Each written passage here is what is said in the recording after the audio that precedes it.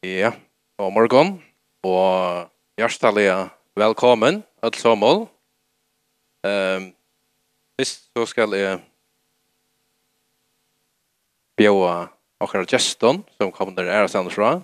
In English, I will warmly welcome you from England, Scotland, and Norway, Denmark. Hearty welcome. Det har sikkert alle måltid läge som kommet i vårt hus. Og her stendte så senter om her som fer fram. Ja, her som fer fram. Og her himmels annet godt å lese i.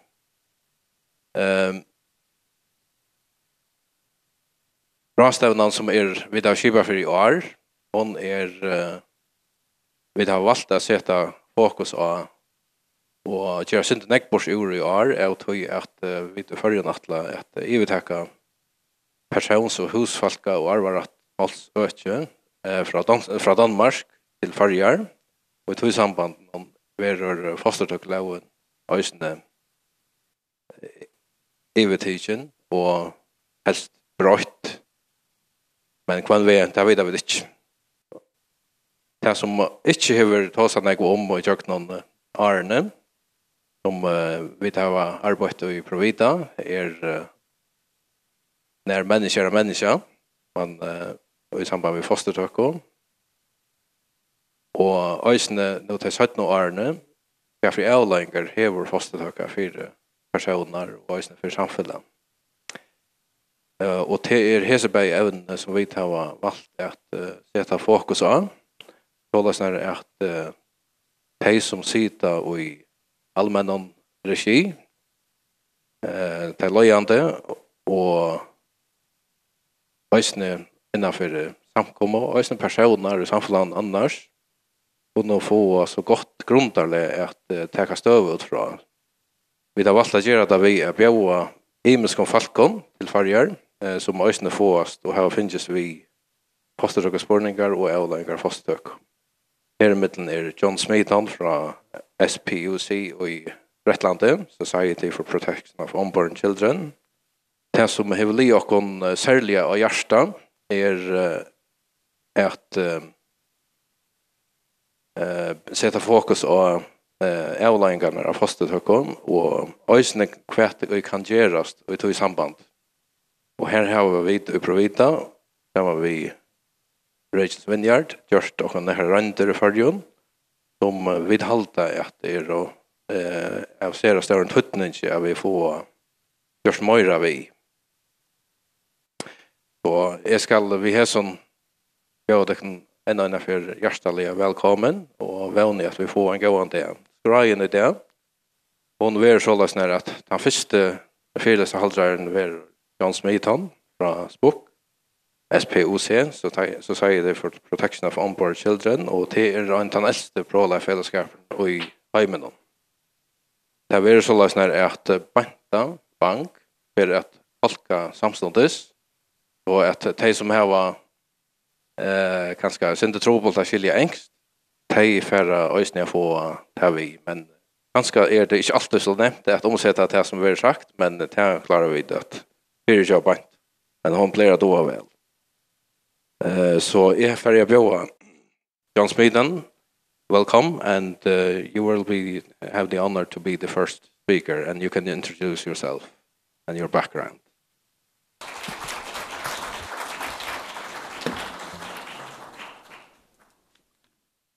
Well, thank you very much indeed, Sophus. The most important thing about my background is that I'm married to Josephine in the green jumper at the back, and she's from Ireland. Tusen takk for at det kan være her og gå møtøkene og ta kanskje aller beste som jeg kan si om min bakgrunn til gifte vi Josefine som sitter rettest her i Grønland og hun fra Irland. And I have been working for the Society for the Protection of Unborn Children for 44 years. Og jeg har arbeidet for fellesskapen hver avfødt bøtt og i 44 år. Today, here in the Faroe Islands, the Society for the Protection of Unborn Children is launching this new book. Og i det, og i Førjun, så opplever vi det at okkar fellesskaper ger vi dessa boken ut. It arrived from the printers yesterday. Hon kom ur prentmaskinen i jar. Now, Abortion Matters has been published to coincide with the 50th anniversary of today, the 50th anniversary today of the Abortion Act coming into effect in Britain on the 27th of April, 1968. Men vad ska den där boken utgiven i samband med att här i det precis i håll trus år sedan att abort eller av fosturtøku loven blev sett i gilt i Bretlandet. Så hade boken som heter Abortion Matters som är en tweetutning i sida kött. Abort har tutning eller fosturtøka eller ting som vi fosturtøka gera. Så just väl.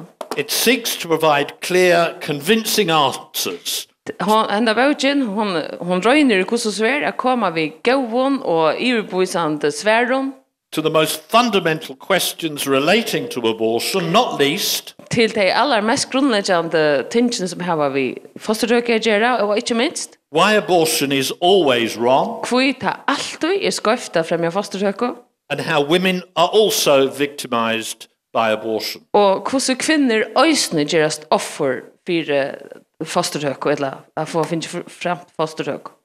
It contains some of the most compelling personal stories of men and women Och här är några av de mest överbevisande sövnen till både män och kvinnor who've influenced the abortion debate in modern times. som har avvarskat debatterna omkring fosturtøku i nutjärd tid. The conversion of Bernard Nathanson, Omvändningen av Bernard Nathanson, the US medical doctor and abortionist, den här amerikanske medicinske lakten som fram till fosturtøku, who ran the largest abortion clinic in the world, som stod åtta för det största fosturtøkuklinikken i heimen, and went on to expose the false claims made by the pro-abortion lobby. och som så sina omvändningar kom fram vid att som forskjellige påstanden som de som har varit fyra fosturtøku har gjort. In their campaign to win legal approval for abortion in America. Alltså han är återvurst och vurst av sig argumenten som de har brukt för att få fosturtøku bli lovliga i USA. And it tells the story of Dr. Alec Bourne in Britain, Och fortäller oss en sövna om den laknan som heter Alec Bourne från Bretlandet. who was tried in court for carrying out an illegal abortion Som självor har vi rättarsökter för att ha framt en olovliga fosturtøku on a 14-year-old girl av en 14 år gamla jente. in 1938. Allt 1938. He went on to become a founder member of the Society for the Protection of Unborn Children. Sötne gjordes han en av dem som grundlägger SPUC. Anthony McCarthy, the editor of this book, Anthony McCarter, ridstören av hesar böckerna. he has a background in philosophy and in bioethics, Hans bakgrund är i filosofi och i bioetik. and he's brought his deep knowledge and long experience of teaching and debating to the pages of this book. Han är rösten fyllt illa. Han där böcker rösten fullt av hans länge erfaringen och tingen som han är ute och debattera. And it answers the most challenging questions Och detta svärar rösten tar mest avbjörande spurningen. in a clear way, but without diluting the point, Hur är gröt men utan att utvattna mal eller tingene. on rape, Bäg heter om nejtöku, on disability, om manglande förlöjgar, on population control, om heter att styra folkatalet and on dozens of other major och issues, allt möjligt andra stora ting som har vi fosturtøku att göra. not least the humanity of the baby from conception Och inte minst det här att snacka om att människa eller barn är ett människa långt fra att det är gita the nature of abortion, och hur i fosturtøku för fram eller vad det är and the impact of abortion. och östen kostar On avskär women. av kvinnorna själv.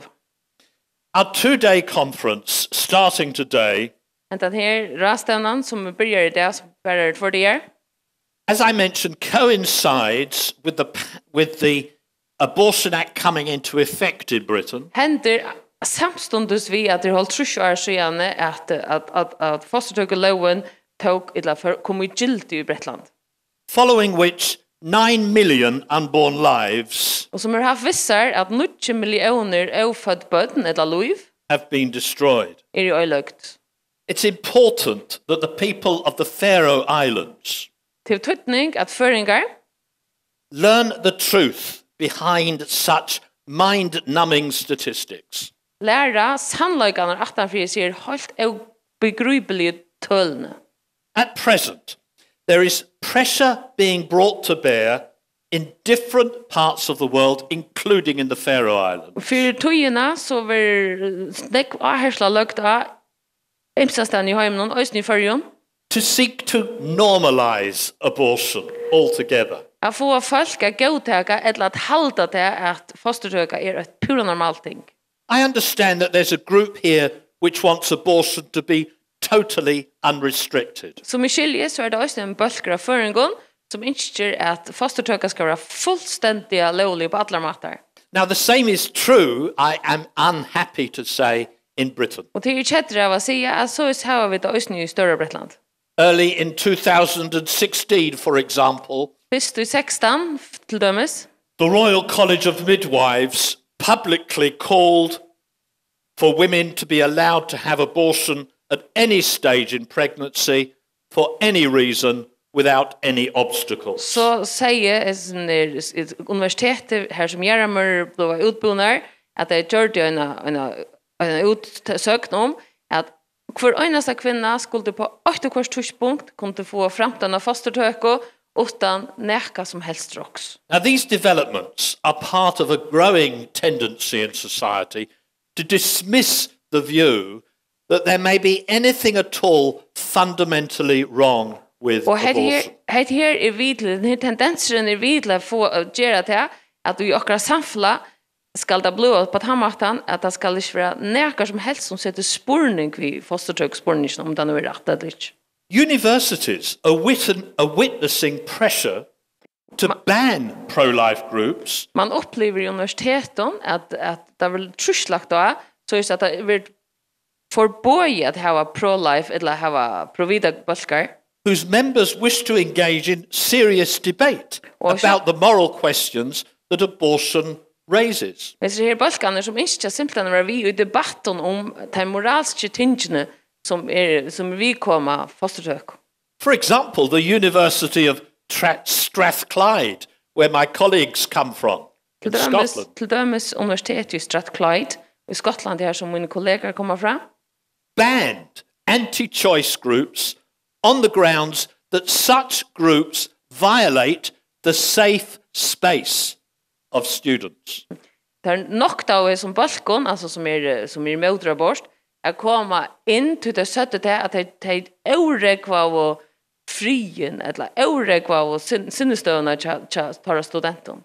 In the US, students at DePaul University were banned from using a pro-life poster proclaiming unborn lives matter. Og vi har også opplevd, eller I USA og I universitetet her man opplever det at nærmengar har finnet nok til at henge en plakat opp her som det stender som møte fostertøk. For fear it might provoke other students. Bare til å halda det for ganske provokerende. DePaul is the largest Catholic university in the United States. Og hette universitetet, DePaul Universitet I USA, det største katolske universitetet som I USA. In France, in 2016, I Frankrike I the 2016, Council of State upheld a ban on the television broadcasting of the video Dear Future Mum. så nok det I statsreie at man slapp at senda, det kringvarsreie, at man slapp at senda en videobrott som heter Kæra kommande mamma. The ban was originally imposed by the French Broadcasting Council Det her bannet det var opprunalige sett av til franska kringvarsstyrnen, because the film featured people with Down syndrome smiling. tog at I filmen sa man smilande bøtten eller folk som hadde Down syndrom. And this was likely to disturb the consciences of women who had lawfully made different personal life choices. Og hette her, det helt det at gjør det på hette bannet, det for kanskje å forstyrre samviskene, tja falske eller tja kvinnen som lovlige hadde finnet fremt fostertøk. In France, again, a bill was passed at the end of 2016 Det var også i Frankrike, og det var en lov, eller en regler som var gåtid, eller som var gjort i enden av 16. to ban websites that exert psychological or moral pressure to discourage recourse to abortion. At banna heimasøyen som talar og imøter abort, eller finker folk salar litt møyne av at vi imøter abort. The law not only catches websites that are misleading, but also those that seek to dissuade women from having an abortion. Den her loven ikke bare imøter heimasøyen som vid til å få folk at være opplyst, men også at heimasøyen som kunne folk om at det ikke skulle... Can I see it? What does it say? Don't worry. Where are we? Website owners caught by the measure could face fines of up to €30,000 and prison sentences of up to 2 years. Loven sier så hvordan det at hvis du prater eller korner ut av nettet som kan være vid til at forstyrre frien til tøymen som har valgt abort eller avvarer folk mot det, så kan du få en bøte på 30.000 euro eller fengsel opp til 2 år. Quite apart from being an extraordinary attack on freedom of expression in a country famed for proclaiming the importance of liberty. Et alvorligt avlopp at hele frelse i en lande som gjør seg alt av, eller som har røsser nekve av å være talsfolk for frelse. The law seems to be in tension with the 1975 French law, which in legalizing abortion called for women to be informed of the alternatives. Og loven stender jo større ansøk til lovene fra 1945, som gjør det til her som abort, eller her som fosturtøku ble lovd, men her som det også stender at kvinner skulle være vel kunngjør om et alternativ. Back in Britain, back in the UK, an official National Health Service website encourages pregnant mothers Og i England etter, her har vi en heimasøye til helsemyndeløyken, og kan etja kvinna i mammon, eller som vi bad, to speak to organizations that provide abortions on a commercial basis. Det sier at de skulle ikke tåsa, eller de skulle tåsa ved her som klinikker som fremjar fosturtøku, but not to speak to crisis pregnancy centers that are run by volunteers on a charitable basis. men ikke tåsa, bare de som gjør det for penger, men ikke tåsa ved de som gjør det, eller de som tåsa med sitt tingene om fosturtøku, og vi gjør en manngåen, eller det var ikke frivillig basis. The extraordinary reasoning given is that the latter would not provide impartial Og advice. han utroliga grunden som var givet til at det ikke skulle forhandle seg frivillige organisasjoner, det at han søttene, eller de, bare ikke kunne gjøre det kun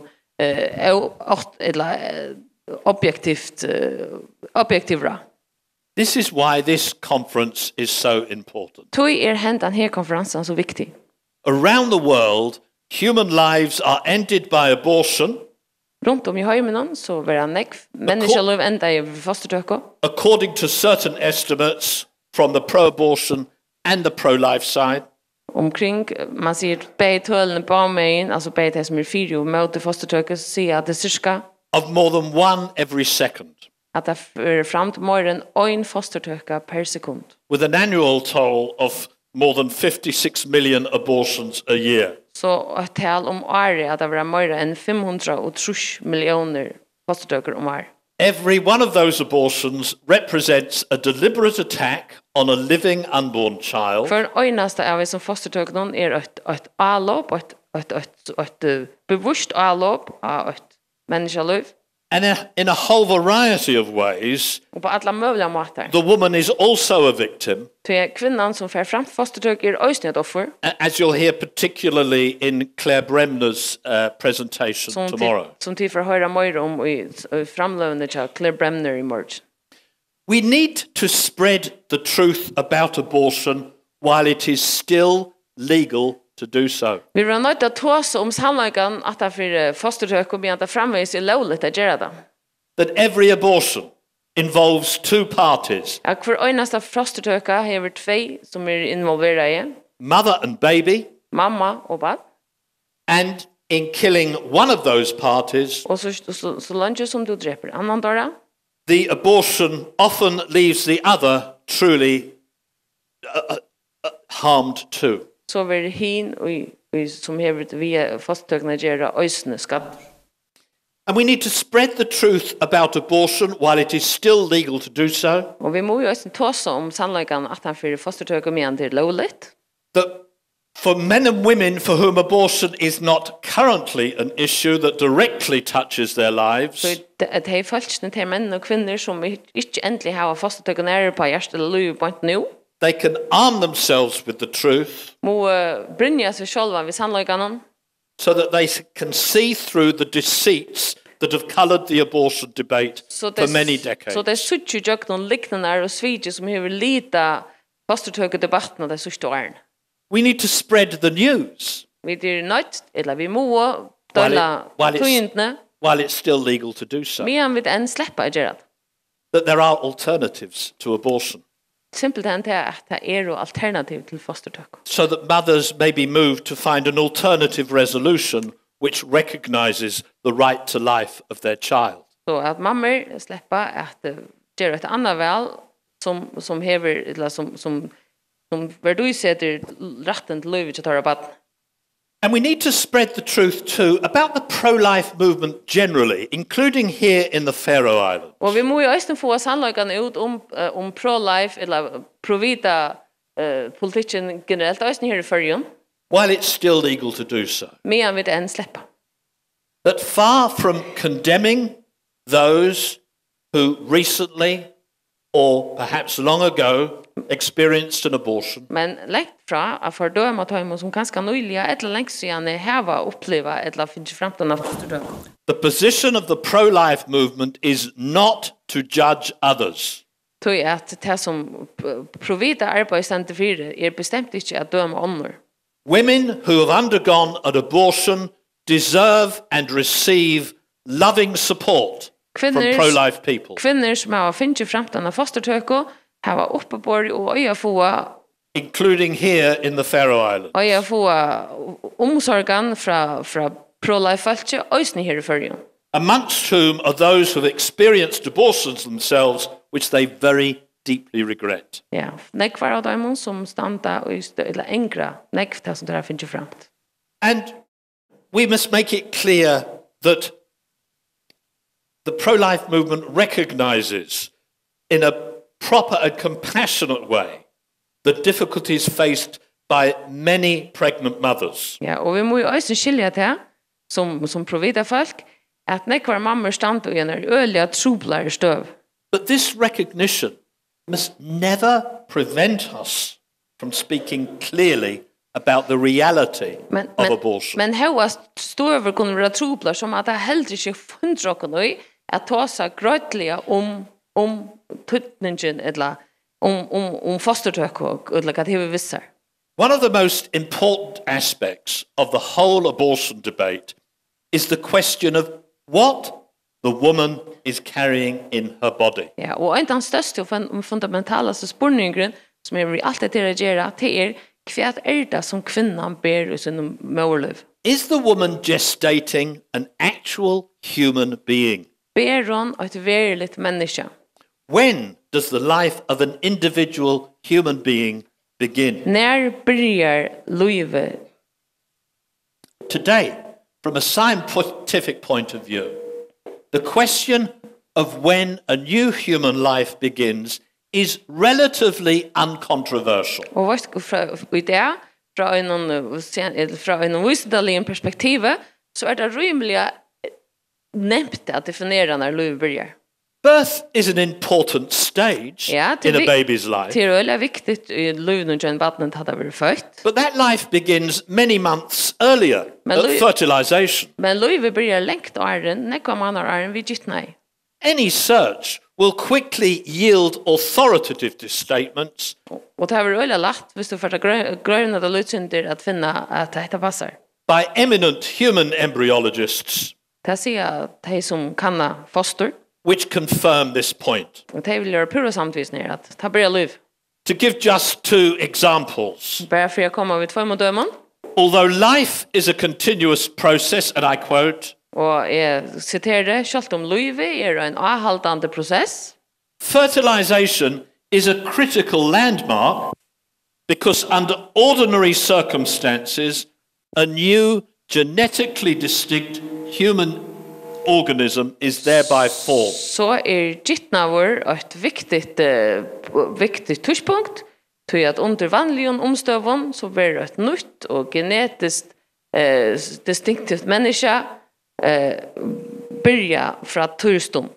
The embryo now exists as a genetic unity. Och foster nu börja som ett genetiskt ting, en samordning. So this is from Human Embryology and Teratology from O'Reilly and Muller. Det är från en bok, det som heter, ja, han säger det. Okay. Finansla. And then another quotation from the Developing Human Clinically Oriented Embryology. Ja, och ett annat citat som är från, här som han säger på nu. Ja, börjande människa, kliniskt och foster. Human development begins at fertilization when a sperm unites with an oocyte ovum to form a single cell zygote. Människa börjar sina utveckling vid gittnaje, tar en cella vill fjusa samman vid en edge och blir till en cello. This highly specialized, totipotent cell marks the beginning of each of us as a unique human individual. Men den här högt specialiserade, fantastiska samordningen i cellerna börjar först enasta unikt människaliv. Medical and surgical abortions are carried out from 3 weeks after conception when the baby's heart begins to beat. Medicinsk och kirurgisk fosturtøka ver framt fra 3 veker at barnet gite. And over 90%, certainly in Britain, of the abortions carried out up to the 13th week of pregnancy. Og i Gustusur i Bretlandet så færre over 50% av fosturtøken fram den 13. vik i mørliv. A baby's reflexes are present at 6 to 7 weeks after conception. 6-6 veker at gitna så refleksene til fosteren eller til barnen börjar. And the baby's liver, kidneys and lungs are forming. Liver, nyrer og lunger börjar eller format skapt. At 8 weeks, all the baby's main organs are present. Ta i foster 8 veker av barnet 8 veker gammalt så öll de viktiga hövudsorganen. Electrical brain activity has been recorded at that stage. Man har målt hjärnaktivitet på detta tidspunkt. From now on, the baby simply grows just like a child grows into an adult. Från 8 veker gammalt så växer barnet i mörliv, akkurat som ett annat barn växer allt sitt liv. At 9 to 10 weeks, babies can make a fist and will grasp an object stroking the palm of their hands. Ta ju ett barn 20 veker gammalt så kan det knyta nävan och hvis också nämmer vi läggvann så tar de. They move in the womb with coordinated movements. De flyttar sig i mörlivet vid skibavon rörslån. How are such babies killed in abortions? Hur serverar hese barnen så dripen vid fostertök? Medical or drug abortions known as RU486 and marketed under the name of mifepristone or mifegene. Medicinska fostertöker som var ofta som man ofta brukar ett som heter RU 846 eller selt som MIF där Richard Kabe. Ja, eller han är 2 år. They're given to the woman in tablet form at a hospital or clinic on the first of 3 visits. Det är så givet kvinnan som tablett vi första av som trimomidjan som där har varit att det får en medicinska foster. This is a kind of powerful hormonal drug designed to kill the baby and to expel its body. Ett medicin är alla till att drepa fostret, det är ett hormon, ett störst hormonmedicin som är alla drepa fostret och få kroppen till att utskjuta det. The drug works by blocking the natural hormone progesterone, which is needed to keep the lining of the womb healthy for the baby during a pregnancy. Det som medicinen virkar emot det till progesteronen som är alla till att få livmodern att hålla på vattnet så att det blir utstött. Mifepristone causes the lining of the womb to come away along with the growing baby. Mifepriston medicinen får innehållet i livmodern till att skåla ut eller utskilt samma vid vattnet. If on her second visit to the clinic the abortion is not complete, hvis vattnet inte eller hvis fostertökan inte är fullförd, nästa för hon kommer till lakna. the mother will be given a prostaglandin drug which will cause powerful contractions and expel the dead baby. Så får hon ett medicinaträd som heter prostaglandin som ger henne kraftiga vätskor och som ger att kroppen av vattnet blir utstött. The majority of surgical abortions are performed up to 14 weeks by a method known as vacuum aspiration or suction abortion. De flesta abortioner som är framtar vi knuve eller tervra gör där upp till 14 veckor och här brukar man en metod som morla men det handlar om att suga. The mother is given an anesthetic. Her cervix or neck of the womb, which is closed tightly to protect the baby from any airborne bacteria. Mamman hon får först hon vill bedöva och så får hon något som ger att livmoderhalsen öppnar sig som är ju crushed ordlan examen så att vatten inte kan bli smitta vid nökron på jorden livmoderhalsen. So the neck of the womb then has to be forced open or dilated. Så livmoderhalsen vill morla men tvingar upp. And a tube which is attached to a vacuum pump is inserted into her womb. Så vill en slanga vid en vakuumpump crushed upp i livmodern. The baby is basically sucked apart through the tube and into a glass jar. Så vattnet vill simpelt suga sönder och bråte och kors i en glaskrock. The contents of which are placed on a surgical tray. Och så vill den krockan sätta en backa, en medicinsk backa eller The lining of the womb is then scraped using a curette to ensure that nothing is left inside the mother that may cause infection. Så vill resten av innehållet någon livmodern skräva läst så inte efter som kan göra att mamman sötne kan få en infektion. In later pregnancies, as the baby's skeleton changes from cartilage to bone, och hvis det så fostertökan fram sötne ta i barnet inte längre ur bröst men det finns ju bön. The abortionist has to use special tools to crush and extract the baby's body. Som att han som främmer fostertökna brukar särskilt anpå att knusa spöjnerna. This method is known as dilation and evacuation. Men den här metoden kallar man för wickan och knusan eller sugan. Now in war, truth is the first casualty. Nu då tar det krut så att han första så fettler till sannolikt. So said Aeschylus, a Greek tragic dramatist born around 525 BC. Så säger Aeschylus ur gamla Grekland ur 500 och några före Kristus. The abortion debate is, of course, not literally a war.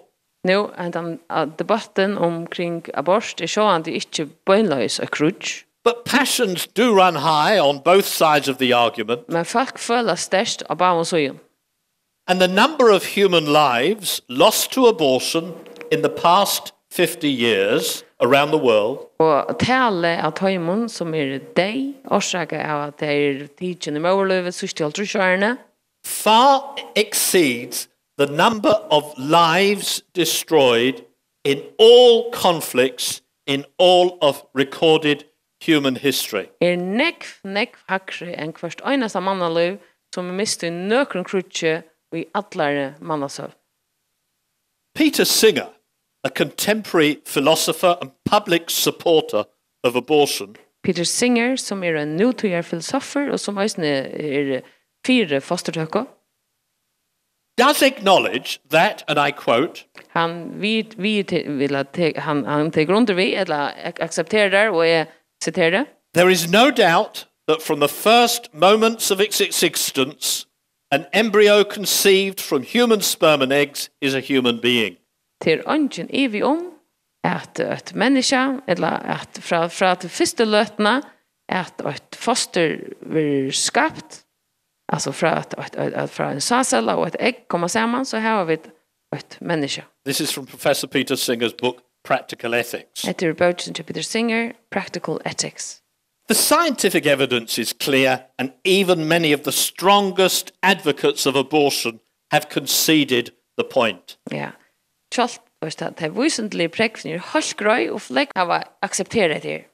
Any abortion at any age kills a young human being.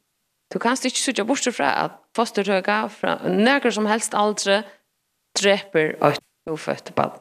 On this factual question, there is no longer any room for debate. Akkurat det faktuella og akkurat det her når livet begynner ønsken en diskusjon om det. Det ønsken evig om det. So it's a vital starting point to acknowledge that abortion represents a deliberate attack on a new human life. Så at det et pura legalt og godt startpoint. Jeg begynner ved å si at øyne for fostertøka stekker en begynnende liv. That individual with all his or her potential and possibilities At det her individet som forstekka sina livsbana, vi ötlan sin potentiale og ötlan sin möjligheten, is killed quite deliberately, or at the very least made the deliberate target of a lethal bodily assault. vi dripe pura bevusst, at lukusus ver perframt at bevusst allop vi eller drepande tålen. Anne Furedi is the chief executive of British Pregnancy Advisory Service, the biggest private abortion provider in Britain. Anne Furedi, som stender 8 for det største fostertøkeklinikken i Britlandet. She herself has said, yes, abortion involves a quotes killing.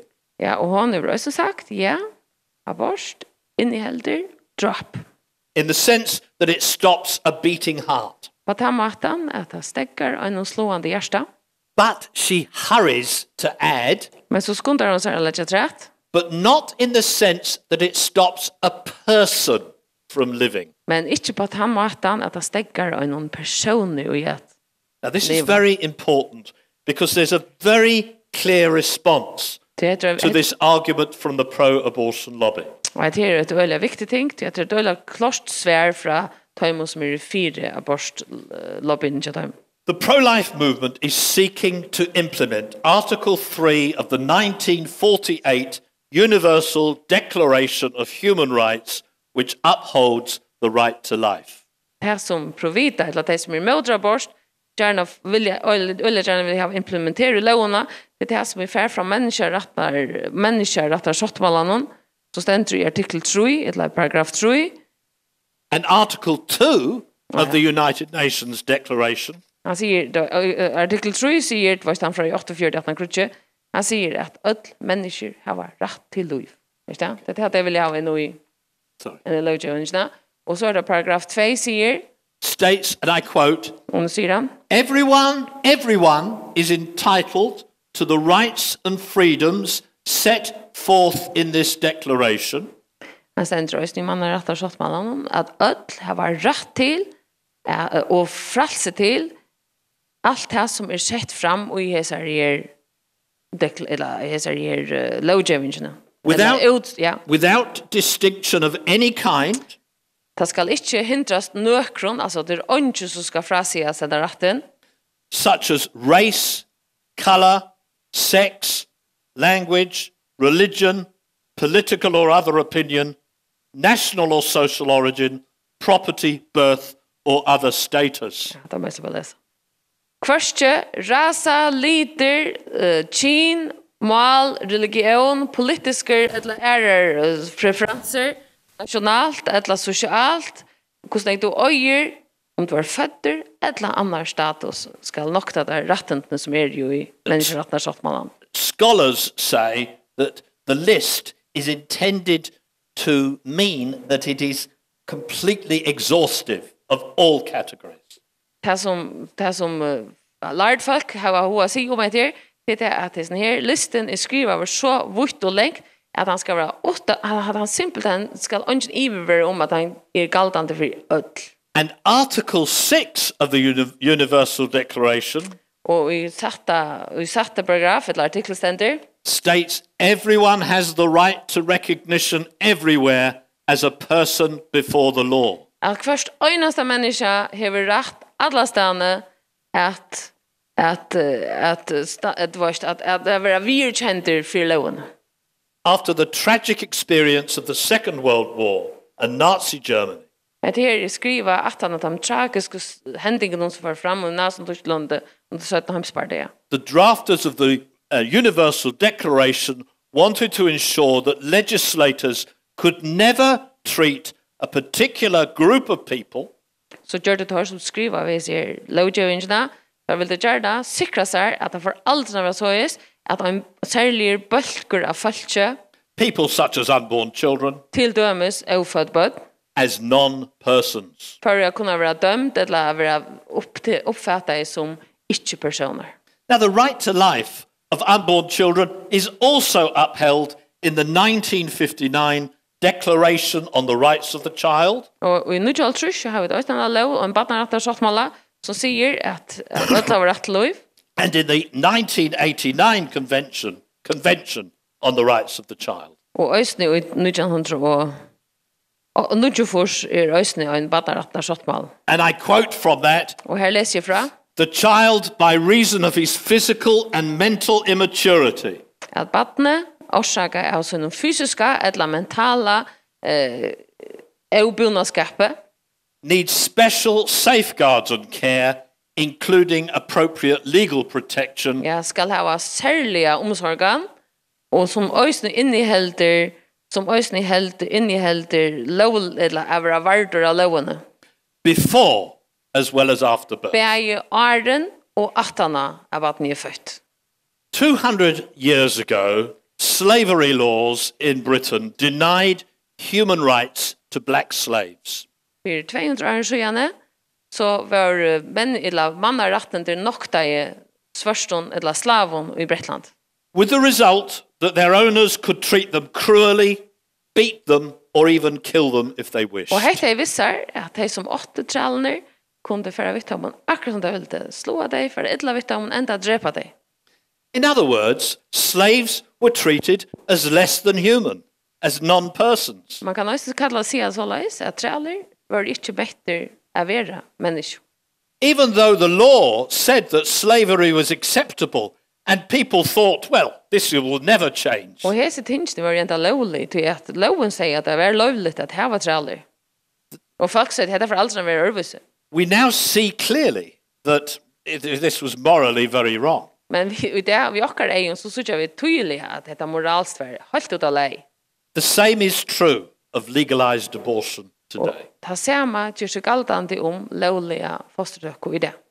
Just as slaves were denied human rights by the laws of that time, Akkurat som traller finner nok til å ta menneskerettender, orsaka av loven som var ta, unborn children today are threatened by modern abortion laws. så det ofødt bøtt, og i det høyt av okkara fosturtøkuloven.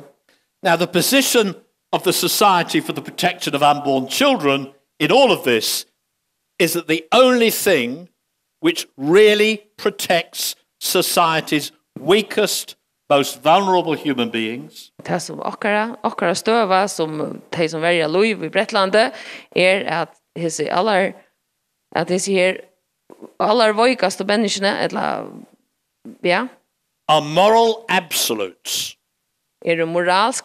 moralsker absolutter, The kind of moral absolutes so clearly spelled out in the Universal Declaration of human rights. Ja, at de har simpelt at de totaler absolutter som det tydeliga vuxta och i tamon universala människorätten där sagt man. Once legislators accept that it's okay directly to kill an innocent child in the womb, Ta vi nu lovgivare eller ta vi lovgivare acceptera att det helt och läge bönlös att drepa osig bötten i morlöve. the defense against killing any unborn child is torn away. Så verda, vi står godtaga till, så verda totalt omöjligt ösni att tala emot att man dreper ett kvart annan barn. Future generations will take that fact for granted Framtøyer atterlig för att täcka detta som givet. and will look at what is happening today with horror and utter disbelief. Och för att hitta efter det som händer nu i 2018 vi vaml och vantron. Imagine if in the UK legislation was proposed to permit a particular racial or religious group to be killed. Också att det kommer så loven i Bretland var så att hon gjorde det lovligt att drepa en avvisan folkabölk eller what did you say? Eller troarbölk.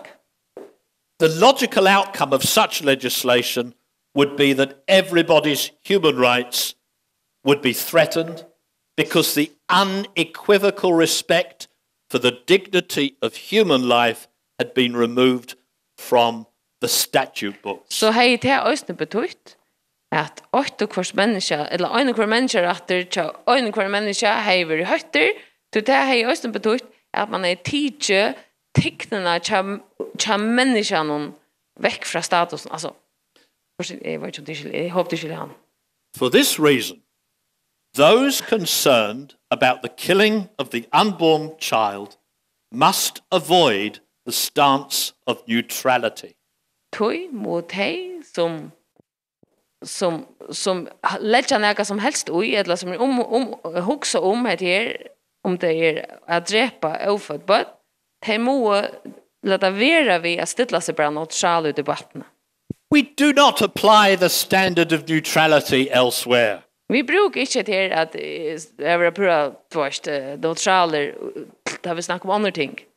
We would not stand silently by if a newborn or 1 or 2-year-old child was being killed by doctors. Vi det inte bara steg och hugga ut och sagt att vi bland doktor inte på. Vi ser ett år gammalt, 2 eller 3 år gammalt, blir drivet av en lakta.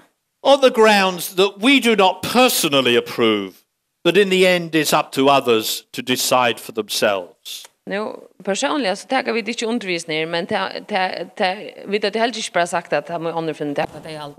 So why is it then that so many people do not speak out against abortion, even though they are uncomfortable with it? Gosse bör det så till att det är såna folk i våra samhälle som inte talar emot det, att det vi fosturtøku göra, självt om de føler att det är inte rätt. Either our consciences have become dulled in some way, Kanske det att våra samvetskur bara blunar slövar, or we do not understand really what abortion involves. eller det att vi inte ordentligt har sett och nu kan fosturtøku välja kan ta välja mest. Once we do have that understanding, we have to be willing to form a clear moral view. När vi har skiltet här ordentligt så må vi vara för att få oss ett pura grått moralsk hållning And if necessary, to defend it. och ösne om nejot att välja. A great 18th century parliamentarian in Britain, Edmund Burke, En politiker från 1800-talet i England, Edmund Burke, once said, han säger all that is necessary for the triumph of evil allt det som ska till för att det illa ska sikra is that good men do nothing. är att det är goda tid. Thank you. Tack för det.